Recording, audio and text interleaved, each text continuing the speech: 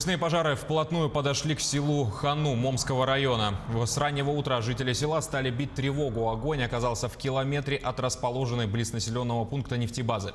По поручению главы республики в район вылетел самолет авиакомпании «Полярные авиалинии» с 15 сотрудниками лесопожарных формирований.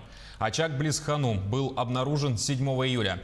Через 2 дня его локализовали, но накануне огонь возобновился. На защиту непосредственной самой нефтебазы мы приняли тоже дополнительные решения, выставили 2 караула государственной пожарной службы. Но после обеда мне докладывал начальник нашего подразделения: угроза нефтебазы в настоящее время не существует.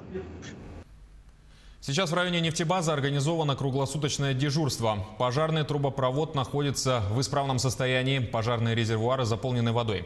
Сейчас основные силы брошены на локализацию части пожара, которая идет непосредственно в сторону населенного пункта. С очагом борются порядка 100 человек и 20 единиц техники.